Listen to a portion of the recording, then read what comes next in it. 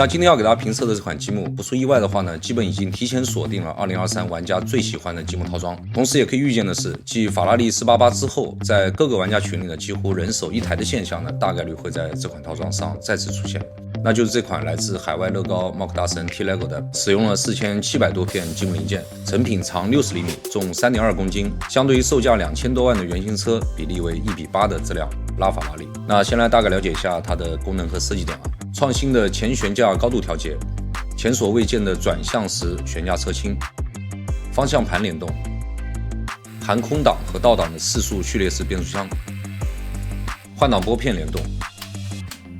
档位指示器，发动机联动，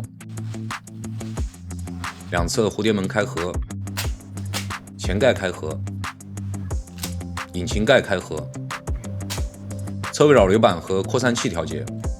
此外呢，这辆拉法也是一如既往的采用了大模块的设计手法。那通过今天的评测呢，我们会全面的对它的设计原理进行分析以及测试。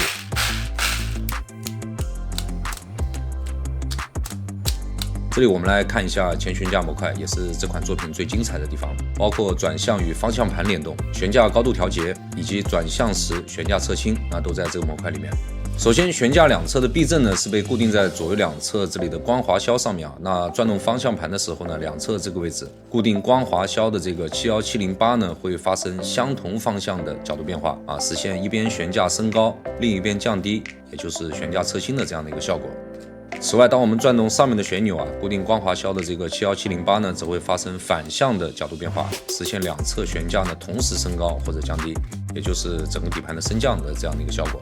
那方向盘联动结构呢，是通过这里的米黄色的20次齿轮和上下各一枚12次齿轮啮合，完成和悬架侧倾相关结构的联动。其中上面的这一枚12次齿轮呢，是控制前悬架侧倾，下面这一枚12次齿轮呢，则是将动力往车尾方向去控制后悬架的侧倾。那这里我们就回过头来看一下它的内部的设计啊。先看方向盘以及换挡相关的，那也就是这个小模块，也是一个开篇就是王炸的一个设计啊。首先，方向盘旋转呢会带动前面这里的一个28齿小转盘零件的旋转，而方向盘前面的这个换挡拨杆结构呢，当它被掰动的时候，则会带动前面的这个小推杆的前后运动。那这根小推杆的应用呢，也是整个作品最出彩的设计点之一。那进一步的，在小推杆的前面呢，会连接一个装有2枚4齿齿轮的模块。那这2枚4齿齿轮呢，也就是实现换挡的一个关键零件啊。那在这个模块的两端呢，设计师分别设计了1枚4274以及1枚32002，用来对运动中的这2枚4齿齿轮呢进行抵磁，进而实现驱动稍后会安装的另一枚关键4齿齿轮的旋转啊，也就是这样。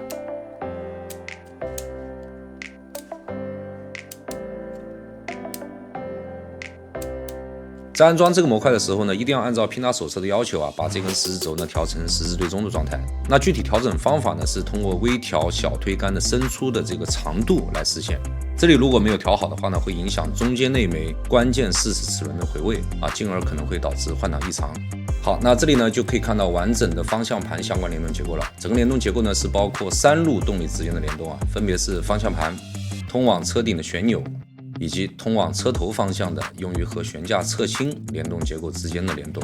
那尤其是第3路的这个和悬架侧倾之间的联动，那这里大家要先记住啊，后面我们还会再提。那 A64 这一步呢，一定要注意把换挡结构呢充分进行一下测试，把它调试顺畅。那驱动这枚关键4齿齿轮每次可以固定旋转90度的设计呢，则是通过这里的一个对32034这个零件的方形截面的一个夹齿结构来实现的。那按照拼搭手册的图示呢，这里是需要用到2根皮筋去提供弹力。那么实际我们测试下来呢，使用1根的手感呢会更好一点啊。那如果喜欢稍微紧一点的换挡手感呢，那么也可以使用2根。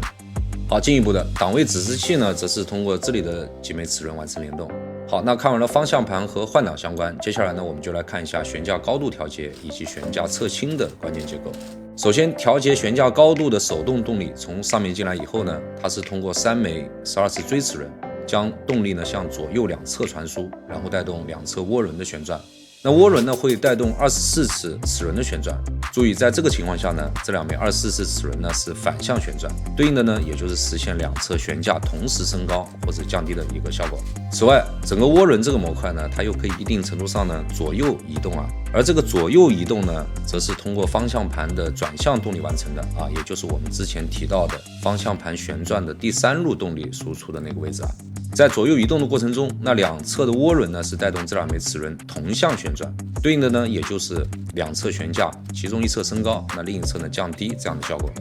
那当我们把这枚米黄色的24次齿轮拉出啊，也就是不让它去参与啮合，那么我们就会发现，那转向的时候呢，悬架也就不会再侧倾了。好了，我们继续。这里可以看到，设计师在这里呢为车顶骨架呢创建了一个轻微的斜度啊。此外，驾驶座的后方呢也有一个斜度设计。那这里呢并不只是外观搭建的用途，它同时呢也会让整个车身中部的骨架呢变得更加的稳固。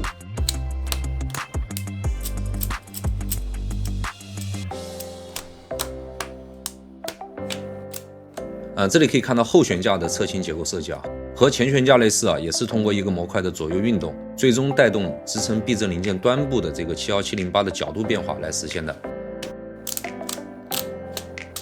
这里可以看到引擎盖的翻合结构，设计师呢是在左右两侧各设计了一个避震零件，可以实现引擎盖打开后的牢固支撑以及收回后的牢固固定这样的效果。这里来看一下车门后方进风通道的相关外观角度搭建。那设计师呢是在内部呢使用了非常多的连接件啊，做出了骨架结构，最终呢是在2个轴向上搭建出了像这样完美的一个角度。好，这里看一下车尾老流板和扩散器的相关联动结构。那如果这个结构拿到其他车子上呢，是可以算一个亮点的啊，但是在这辆车子上呢，只能算得上是小彩蛋的级别。到这里我们就会发现，基本所有的外观模块呢，都是以一个个小模块的方式往大模块上去拼搭的。而且设计师呢，基本上是对每个小模块上的外观件呢，都做到了一个固定啊，基本没有单点连接的零件。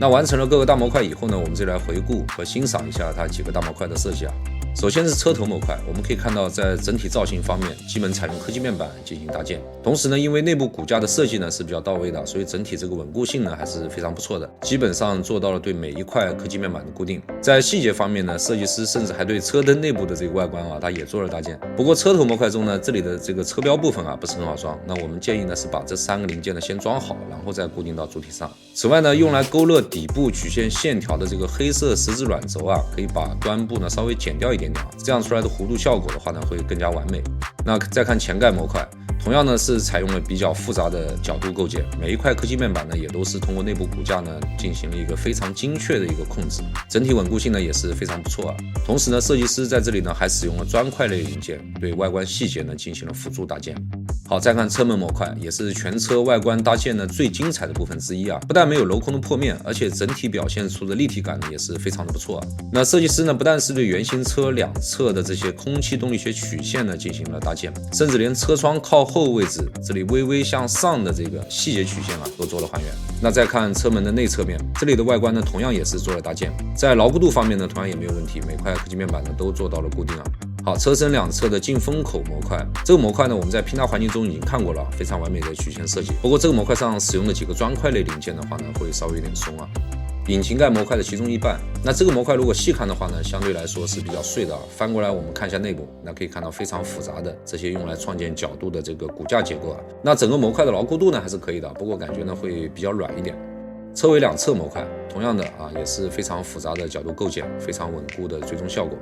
车尾中部模块，这个模块呢，在外观搭建方面呢，使用的砖块类零件会相对比较多啊。同时，尾部雾灯这个地方呢，会比较松一点啊，可以做一点点胶加固处理。好，前悬架模块也是全车最精彩、最核心的一个模块。那联动原理呢，我们在前面已经讲过了，这里重点看一下它和其他模块的接口。动力部分呢，它和其他模块呢有4个接口啊，一个是这里的球形万向节，用来连接后面的变速箱模块。那另一个呢是下面的这根十字轴，用来连接后悬架的侧倾结构。此外呢，在顶部呢还有2个十字轴连接件啊，用来连接手动齿轮旋钮。好，驾驶舱模块也是对整个车身主体结构的稳固呢起到关键作用的模块啊。那可以看到，单看这个模块的话呢，还是非常稳固的。那具体呢，我们到成品阶段呢再测试啊。那这个模块本身是没有功能联动结构的，不过呢，有2条传动路径是从这个模块经过的，分别是用来连接前悬架以及变速箱的这个换挡动力，以及用来连接前悬架以及后悬架侧倾相关的这个方向盘动力啊。好，再看变速箱模块啊，这里需要注意的是呢，这个模块并不是完整的变速箱啊，完整的变速箱呢，它有一部分呢是在驾驶舱模块上，还有一部分呢是在后悬架模块上，所以呢，我们这里呢需要它们的加入来完整的看一下这个变速箱。那可以看到，负责手动换挡动力传输的一枚关键40齿轮呢是在驾驶舱模块上啊，另外还有2枚齿轮呢是在后悬架模块上。整个变速箱的动力输入端呢是这里的这枚黑色的12齿齿轮，那么它后面呢会和后悬架模块上的这枚齿轮啮合，然后呢经过2枚万向节啊，最终完成和发动机之间的联动。整个变速箱的动力输出端呢是这里的这枚十字轴连接件，它将直接连接后悬架差速器的动力输入端，或者通过下面这里的16齿齿轮连接后悬架模块这里的20齿齿轮，然后经过差速器以后呢，向2侧悬挂驱动桥方向传输。那如果我们把变速箱和驾驶舱模块完成合体以后啊，那么测试中呢，我们会发现，负责手动换挡动力的这枚40齿轮呢，在旋转的过程中，安装在它上面的这个半球形零件啊，会和后孔壁呢发生抵磁，也就是说，这个变速箱呢，最多是只允许4种档位状态的。此外，我们在这个地方呢，把 C23 这一步呢进行了修改，也就是按照图示视角啊，把左边的2个动力传输环调整到中下这2个位置。那经过测试，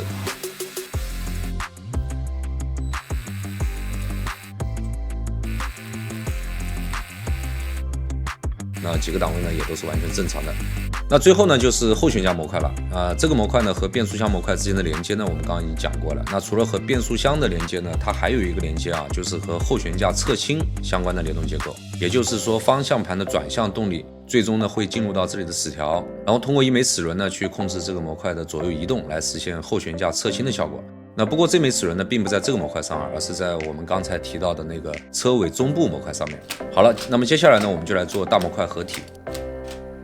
好了，那么经过大概20多个小时拼搭，这辆拉法呢就完成了。我们首先来看一下外观啊。那在视频开头啊，大家通过这个比例模型的这个对比镜头呢，应该也已经感受到了这款作品的外观还原度了。可以说，最终的成品呢，在长宽比例、整体轮廓线条方面呢，都是做到了非常准确的还原，而且是在各个视角下呢，都有非常不错的表现。那这样的一个外观呈现效果啊，也是因为设计师呢，基本没有采用抽象化的设计手法，而是采用大量的科技面板，对整个车子的各个细节弧度呢，都做到了完整的覆盖和搭建。那部分细节位置呢，还使用了砖块类零件来作为辅助啊。那细节方面，车头设计师呢使用科技面板搭建出了拉法这个比较锐的这个箭头型车头曲线啊，下扰流板呢也是做了搭建，包括可以看到前盖上它这2个空气流道里面的这个格栅呢，也是通过砖块类零件呢做了还原。车身侧面轮眉部分呢，同样是使用了砖块类零件啊，同时使用软轴零件呢对线条曲线呢进行了进一步的勾勒。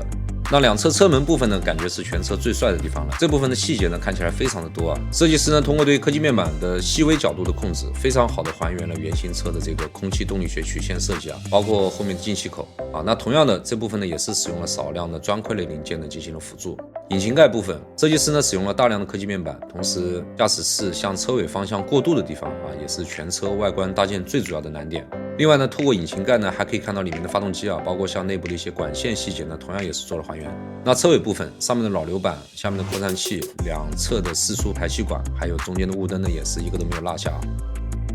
在外观方面，除了刚才提到的发动机内部细节以外，设计师甚至还对车门的这个内侧面呢进行了搭建啊，也包括中控台、仪表盘呢，也都是做到了对原型车的还原。那在车底视角下呢，我们还可以看到这些联动结构啊，包括前悬架下面的换挡相关的联动结构，以及中间靠后位置的变速箱结构。那在稳固性方面呢，这款作品在整体上呢可以说是非常的坚固。虽然车重呢达到了3.2公斤，但是从2端去抱起来的话呢，整个车身呢是基本没有可见的变形的。另外，由于设计师呢基本上做到了对所有科技面板的固定啊，所以在外观覆盖件方面呢，基本不存在异常松动的那种科技面板。除了引擎盖模块呢，由于缺乏整体的这种内部框架，因此呢整体上会感觉有点偏软，但是不会松。不过在外观上啊，使用了砖块零件的几个地方呢，存在相对来说偏松的问题。那主要呢就是后轮眉前面这里、前轮眉、引擎盖末端这个地方，还有尾灯、雾灯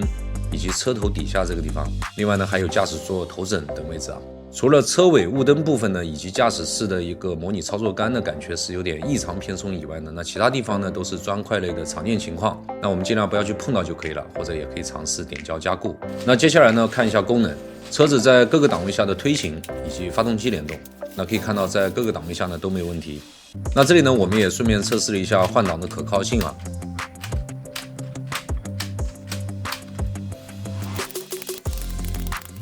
那经过大概几十次的换挡，除了有时候呢会不太好用力以外呢，那可靠性呢是没有任何问题的，换挡呢也非常的顺畅，包括对应档位指示器的联动呢也都没有问题。然后呢是悬架回弹，可以看到前后悬架呢都没有任何问题。接下来呢是转向以及方向盘联动，可以看到联动呢是没有问题的，不过车轮在大幅度转向的时候呢会发生干涉的问题啊。那两侧蝴蝶门开合，前盖开合，引擎盖开合啊，测试下来呢都没有任何的问题。车尾扰流板以及扩散器的调节可以看到呢也没有问题。接下来呢，我们就在车头这两个预留的位置呢插入十字轴旋钮啊，其中靠近车头方向的这根十字轴呢是用来控制前悬架的高度。可以看到它这个悬架高度的变化呢还是比较明显的。那最低的话呢可以放到几乎贴地的程度啊，然后在各个不同的高度下呢悬架的回弹也都没有问题。那再看另外一个旋钮啊，这个旋钮呢和转动方向盘呢是等效的，只是在操作上呢会更加的方便。那我们用力转动这个旋钮，我们可以看到整个悬架，尤其是前悬架呢会发生明显的侧倾啊，确实是非常牛的一个设计啊。此外，在前盖打开以后呢，我们也可以通过拨动这枚米黄色20次齿轮的位置呢，来关闭转向悬架侧倾的这个模式。同时前盖打开以后呢，里面还有两个风扇啊，那转起来呢也是非常的灵活的啊，也算是这款作品的一个小彩蛋了啊。好了，那么最后我们来总结一下这款套装啊。首先是极具创新的设计，那这款作品呢至少是包含两个啊，也就是这个前所未见的转向时悬架侧倾的设计，以及呢可以伴随方向盘一起转动的这个换挡拨杆结构的设计啊。那如果说一定要给设计师做一个分级的话，能够基于常见的设计方案自己原创并交付出外观功能等各方面呢都很稳定的作品呢，那算是合格的设计师啊。能够在这个基础上呢有适度的小创新、微创新，那么算是优秀的设计师。而如果能够做到像在悬架系统啊、换挡以及变速箱系统这种底层方案上呢有足以引领方向的或者彻底重构的重大创新呢，那么毫无疑问呢就是大神级的设计师了。显然这款作品的设计师呢，以及包括像488的设计师呢，都属于此类啊。反之呢，照搬以往的底层方案，或者不断去堆小零件啊，去应付一个套装出来，那就属于大家都懂的啊。那第二个亮点呢，就是在外观搭建方面啊，一个是去抽象化，另一个呢就是从整体曲线完美到所有细节完美的精确控制和极度偏执，那几乎是达到了炫技的程度啊。在外观拼搭过程中呢，我们有一种很明显的感受。如果说大部分的超跑类积木呢，我们都是在搭建它啊，或者说是搭建出来的。那这款拉法给我们的感受呢，相对来说则是像捏出来的，而不是搭建出来的。那我们通过内部的这些大量的用来创建角度以及固定柯基面板的骨架结构呢，也可以充分的感受到这种捏的感觉啊。所以呢，这也是这款拉法在拼搭过程中呢显著的区别于其他作品的一个点。那最终所呈现出的这个外观效果呢，大家也看到了，近乎于模型级的还原。那第三个亮点呢，就还是大模块的设计。从这个方面来讲呢，这个设计师仍然是延续了自己早前作品百年牛的这个一贯的设计手法。同样呢，也和百年牛一样啊，这款作品的大模块呢，并不只是外观和基础结构上的这个模块拆分，包括像换挡结构、动力与发动机的这个联动结构、悬架侧倾结构等动力传输的部分呢，它都是分属于几个不同的大模块的。设计师呢，也是在各个模块上预留好了齿轮啮合接口或者十字轴接口，所以属于一种非常彻底的大模块设计手法。那大模块设计呢，一方面可以给玩家带来更好的拼搭体验啊，会有一种更强的那种造车感。那另外一方面呢，也会非常方便玩家后期的维修，可以相对更快的去进入到有问题的部分啊。当然在设计过程中呢，也会对设计师有更高的要求啊。那第四个亮点呢，就是比较好的商品化落地，也就是说拼搭步骤优化这些工作呢，做的都还是非常不错的啊，基本也没有什么不太好的拼搭体验。可以说从这个角度来讲呢，双鹰咔哒算是没有辜负大家这么长时间的等待的啊。当然这款套装的拼搭难度呢还是有的，整体感觉呢和488差不多，或者说稍微难一点点啊。不过相对于百年牛 Yesco 呢，则是要更简单舒适一些的。那槽点方面，最主要的呢就是变速箱的修改。那作者原始版本的呢是带空挡和倒挡的8速序列式变速箱，也就是一共10个档位。那这款商品化的套装呢，则是改成了空挡、倒挡以及2速，也就是一共4个档位。那目前我们估计这个改动的原因呢，应该也是因为乐高专利换挡突人的原因啊。双鹰咔哒目前已经是全面采用了自己原创的这个专利换挡零件了，但这个零件呢要占5个单位的长度，而乐高换挡凸轮呢只占3个单位，因此呢也就导致了不得不对变速箱进行修改，所以我们估计是这个原因啊。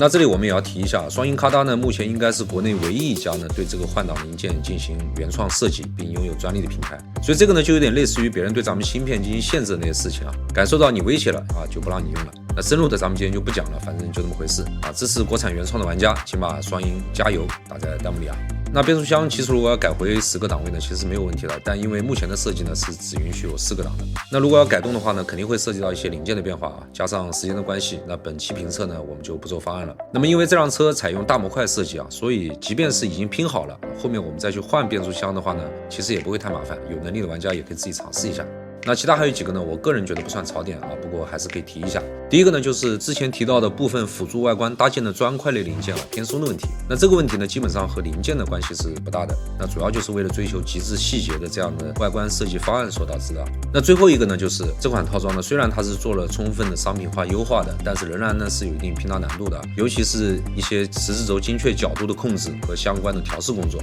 那这些呢，我们评测中也都有提到了。那接下来呢，我们这里也给大家总结一下这款车子的一些重点拼搭注意事项啊。那 A31这一步呢，一定要通过微调小推杆的伸出长度呢，让插入的这根十字轴处于十字对中的位置，否则4次齿轮的回位呢会有异常，导致换挡不畅。那 A43这一步呢，一定要确认插入的球形万向节，需要让其十字轴呢处于45度的状态，最好是1个齿都不要插啊。那这个角度呢，也就是驱动变速箱换挡的那枚4次齿轮的角度。那如果有差的话呢，可能会导致换挡不畅啊。A64这一步一定要注意把换挡结构呢进行一个充分的测试，把它调试顺畅。另外呢，1根皮筋是足以让换挡顺畅的，那2根呢可能会稍微有点紧了。以及关于悬架侧倾相关的，在装入这个关键的带有涡轮和24齿齿轮的这个模块的时候呢，一定要确保在这个模块居中的情况下，两侧的71708这个零件的倾斜角度呢，应该也是要对称的，否则的话呢，左右悬架呢将会存在一个高度差。还有就是在大模块合体前呢，一定要对每个模块的功能进行仔细的测试，以及呢，尤其是需要确认驾驶舱模块后面的这个4齿齿轮的角度啊，需要按照手册处于7点半的方向。以及变速箱模块右边的这枚4齿齿轮啊，它上面有装2个半球形零件的那个花瓣啊，需要在3点和6点的方向。最后咱们看一下包装方面，彩盒呢仍然是双鹰咔哒一贯的设计风格啊，左上角标明了 Master 系列，右下角呢则是设计师签名，左下角呢标注了套装编号和零件数等信息，右上角则显示了1:8的模型比例。打开彩盒，里面有5个零件分盒，4739片零件被分成了65个零件分包，7个大步骤。拼搭手册呢是装在一个透明袋子里，一共呢是有2本，总厚度呢超过了2厘米，内部图示比例大小合适，指示清晰。手册的末尾呢还附带了零件表，贴纸1小张。好了，本期就到这里，咱们下期见，拜拜。